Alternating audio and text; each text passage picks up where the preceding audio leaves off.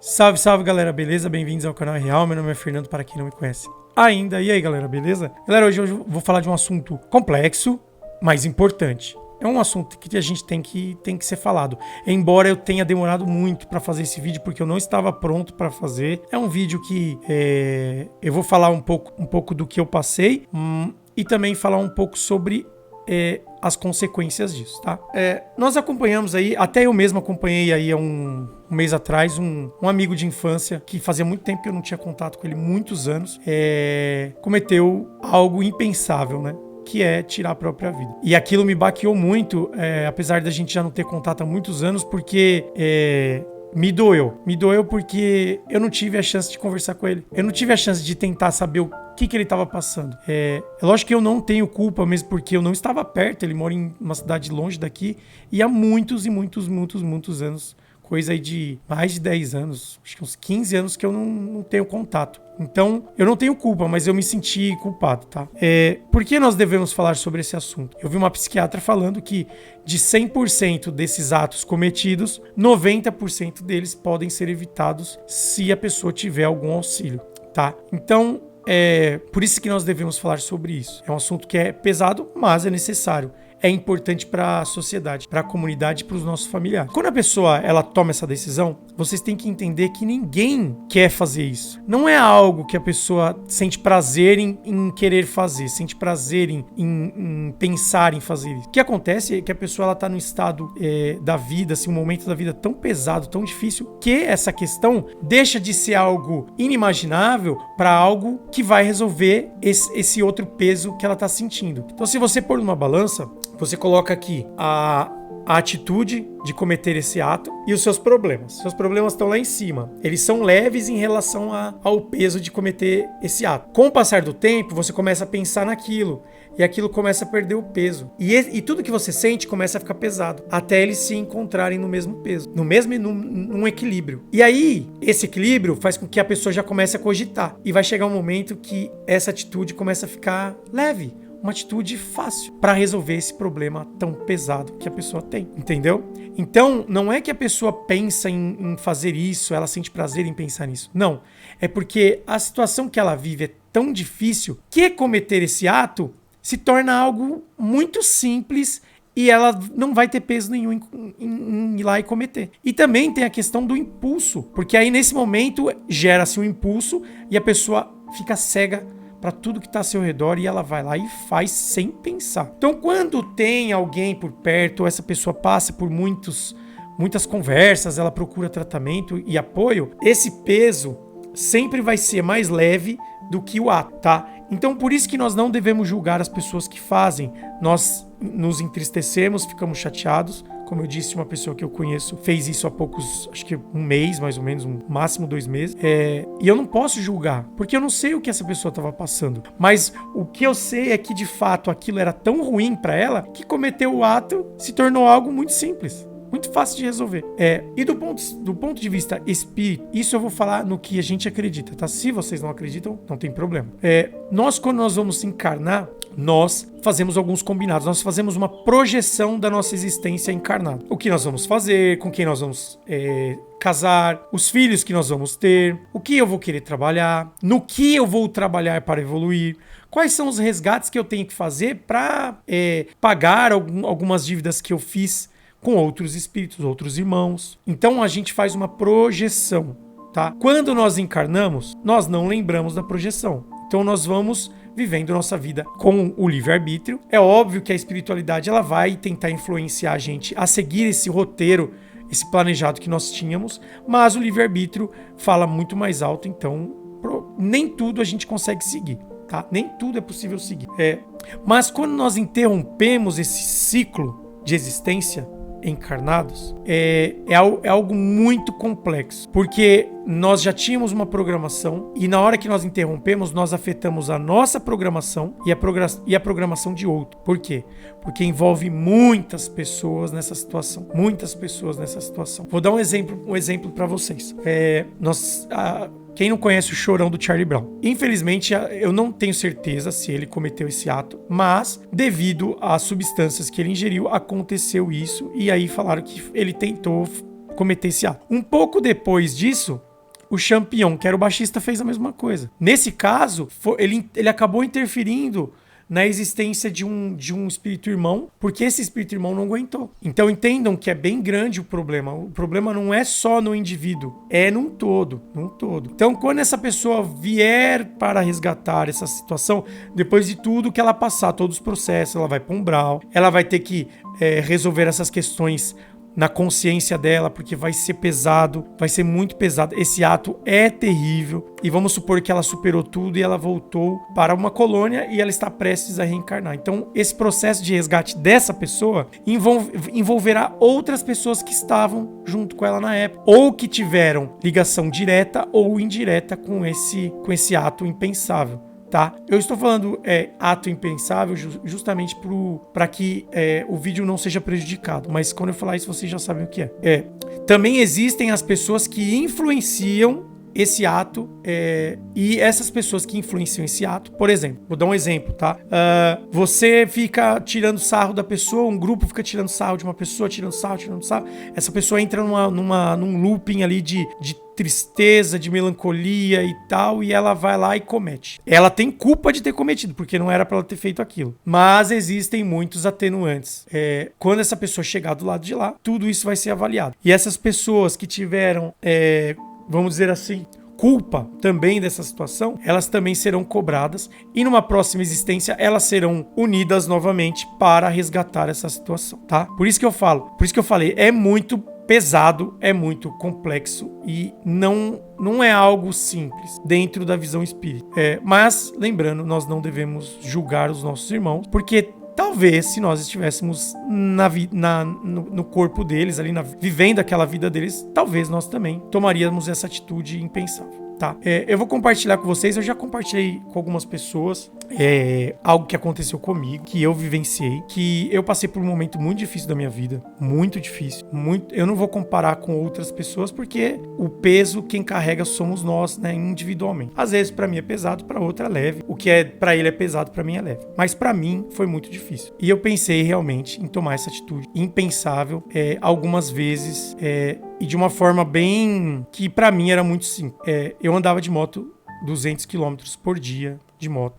Eu viajava para ir trabalhar e voltava todos os dias, de segunda a sexta, e eu ia de moto. E nessa minha fase, e essa fase que eu tive, eu pensava muito como eu poderia resolver tudo aquilo que eu estava sentindo, que para mim era um turbilhão, era muito pesado. Então, eu passava pelas carretas, a rodovia era cheia de caminhão, e eu ficava pensando qual seria a forma mais rápida de resolver essa situação. E eu me imaginava entrando com a moto para baixo do caminhão. Várias vezes eu pensei isso. É ruim falar sobre isso. Não é que é ruim, é que eu lembro daquele momento e é um momento difícil para mim de lembrar. Eu já superei, mas assim, o ponto que a gente chega para tentar resolver uma situação. E eu cheguei a pensar em fazer. Mas graças a Deus não fiz. E foi difícil, não foi fácil. Bom, onde eu quero chegar falando sobre as minhas decisões. Eu quero dizer pra você que se você estiver passando por essa situação, me enxergue agora. Eu tô aqui. Eu poderia não estar, mas aquilo tudo que eu passei era pra mim aprender alguma coisa, e eu tenho certeza que eu aprendi, e realmente eu sei que era pra mim aprender, e foi bom porque hoje eu tenho uma visão diferente daquilo. Tudo que eu passei era pra mim ser melhor hoje, tá? Por mais difícil que tenha sido, hoje eu enxergo que era pra mim ser uma pessoa melhor. E eu entendo hoje também que a vida é feita de fases boas, fases ruins, e que nada dura para sempre, nem felicidade, nem tristeza. São altos e baixos. Quando nós estamos lá embaixo, né, na tristeza, a gente tá no lugar de aprendizado. Ali é o lugar para a gente aprender, porque nós só vamos aprender naquele momento. Na verdade, não só naquele momento, mas aquele momento é o melhor lugar para aprender. É a melhor escola da vida. É na hora que você tá lá embaixo. Eu falava muito, eu tinha um amigo que eu falava assim pra ele, eu tô no fundo do poço. Eu falava pra ele, eu cheguei no fundo do poço. Cheguei. E a gente até brincava, né? Eu tava passando por um turbilhão de coisas, mas eu conversava dando risada sobre isso. E eu falava, eu tô no fundo do poço. Eu cheguei no buraco. É isso. Aí eu falava assim pra ele, mas a única coisa que me resta agora é subir. Eu não tenho mais pra onde descer. Eu já encostei lá embaixo. Agora eu tenho que subir. Então eu tenho que olhar para cima e subir. Isso também me ajudou muito no meu psicológico a sair da situação desse ciclo, porque a gente fica... É um turbilhão de coisas e é um ciclo difícil de conseguir sair. A gente fica nisso. E é difícil a gente conseguir sair. E essa frase, essa visão foi uma das coisas que me ajudaram a sair daquela situação, tá? Obviamente que a espiritualidade também me influenciava muito para que eu não fizesse isso. Não é porque eu sou bom, não é... Não, ela faz isso com todo mundo, tá? Todo mundo que pensa nisso, ela tenta se aproximar e ela tenta influenciar a pessoa a não cometer esse ato tão triste. E eu tô aqui, graças a Deus. E eu tiro uma lição muito, muito valiosa de tudo isso.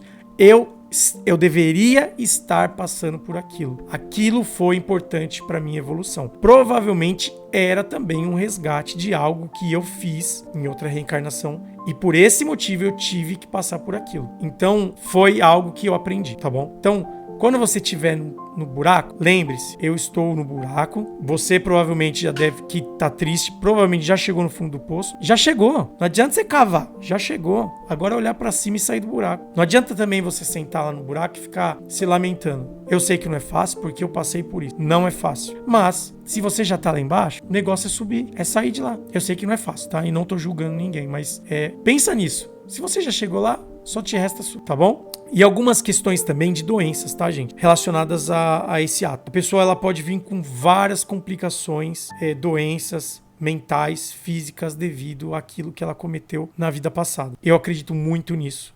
Muito, muito, muito nisso. Se vocês não acreditam, não tem problema. Mas isso explica muitas questões de como que uma criança nasce e desencarna tão rápido. Como uma criança passa pelo que passa. Vocês têm que entender que existem outras vidas. Ela é uma criança nessa existência, mas ela já foi várias vezes adulta e já teve vários problemas, né? Então, não é que nós vamos olhar para uma criança e ter um sentimento de problema é dele. Não. Nós somos seres humanos e nós temos muito amor pelas crianças, né? Eu sei, eu tenho uma filha, mas nós também temos que entender que Deus não erra. Deus não erra. Ele jamais vai fazer algo banal. Jamais vai fazer algo que para brincar, para se divertir. Tudo é um aprendizado. Bom, eu vou deixar agora com vocês com um vídeo do Divaldo Franco falando sobre. É um vídeo muito, muito, muito importante, muito lindo. E eu quero dividir com vocês. Quem já assistiu, assista de novo, porque vale muito a pena. Quem não assistiu, desfrute desse momento, porque é uma delícia escutar Divaldo falando. Esse barulhinho que vocês estão escutando, ó, peraí, deixa eu apertar. É um potinho de Kinder Ovo. Porque esse vídeo me deixou bem tenso pra gravar. E eu peguei esse negócio aqui e eu tô tentando aliviar a tensão, o nervosismo, abrindo e fechando. Vocês estão escutando aí, tá? Mas é isso. Beleza, gente? Então assistam e depois vocês comentem aí o que vocês acharam, tá bom? Se vocês gostarem do assunto, a gente pode programar uma live pra falar sobre isso. Aí eu chamo a Rochelle e o Emerson do Fenomenal RS pra gente bater um papo sobre esse assunto, que é um assunto que deve ser discutido e é um assunto importante para a nossa sociedade, para a nossa evolução. Beleza? Então fiquem com... Há palavras cujo filho tombou na armadilha do suicídio. Tecnicamente, o suicida sofre quando chega ao mundo espiritual, mas depende de muitas circunstâncias. Hoje nós vemos a depressão como uma pandemia e, de repente, o indivíduo é vítima de um surto e suicida-se. É diferente daquele indivíduo que, desgostoso com problemas financeiros, sociais, emocionais, planeja um suicídio. Allan Kardec, com muita propriedade, diz que a intenção é o mais importante. O sofrimento, para quem interrompe a vida por um surto, por um programa adrede traçado, é muito grande. Mas nunca nos esqueçamos do amor de Deus. Deus tem sempre misericórdia, principalmente daqueles que não têm resistência para suportar as provações. Lembre, cada mãe, que essa dor do filho aflito vai passar e que ela vai ter a oportunidade daqui de diminuir a sua dor, orando, lembrando-se dos momentos mais felizes, recordando-se do filho como seu tesouro e enviando pensamentos bons. Em 1939, suicidou-se uma irmã minha. Eu contava 12 anos. Mais tarde, quando criamos a Mansão do Caminho, eu tive uma ideia de, por amor a ela, fazer algo muito original. O meu irmão era delegado de polícia em Feira de Santana, nossa cidade natal. Eu fui à Feira de Santana e perguntei-lhe sobre as mulheres sofredoras que se entregavam ao comércio carnal. E pedi que ele me levasse. Naquela época que não havia motéis, havia ruas dedicadas ao meretrício. Eu gostaria de conhecer de perto a situação delas. E meu irmão me levou a várias casas, ao cabaré onde se encontravam. Eu fui surpreendido com cenas de difícil exposição. Algumas atendiam clientes sobre a cama e embaixo, no chão, dormiam os seus filhos. Que poderiam ser eles? Aquilo me deu uma dor física, porque elas não tinham onde deixá-los. Então, em homenagem à minha irmã, que sofria muito, eu pedi a Deus que nos ajudasse a atender aquelas crianças duplamente órfãs e em risco de aprenderem tudo quanto era pernicioso. E então elegemos 10 crianças e fui a cada mãe explicar que desejava educá-las, que ninguém nunca saberia qual daquela que veio daqui ou dacolá. Era permitido que elas visitassem, mas que nos dias da visita vestissem-se de maneira menos chocante, para poder conversar com seus filhos, sem explicar a razão pela qual estavam internados. Disso eu cuidaria. Assim, escolhemos 10 crianças, retiramos de debaixo das camas, levamos para a Mansão do Caminho. E ninguém da Mansão do Caminho sabia da origem daquelas crianças, somente eu. Nós temos um livro em que registrávamos a entrada, apresentávamos ao meritíssimo juiz de direito, que nos concedia o documento de responsabilidade e guarda, mas a razão real somente eu sabia. E eles cresceram, meninos e meninas. Todos 10 são cidadãos, em homenagem ao amor pela minha irmã. E essa homenagem ela recebeu como bênçãos, porque as leis divinas transformam o amor em resgate. Era uma forma, se ela suicidou, também foi muito amada, tinha merecimento. A circunstância levou-a a esse desespero, mas era uma boa mãe, uma esposa exemplar. E isso contabilizou. E com esse problema, ela teve o direito de reencarnar-se. Reencarnar-se, de nós conhecermos. Ela foi para a Mansão do Caminho, para a nossa creche. Desencarnou com 6 anos. E está hoje reencarnada. Então eu diria às mães, todo o bem que fizerem, façam-no em memória do filho querido. Não lembrem deles sofrendo. Lembrem-se de quando eram crianças, como eram alegres. Deem incidentes positivos, porque seu pensamento vai até eles.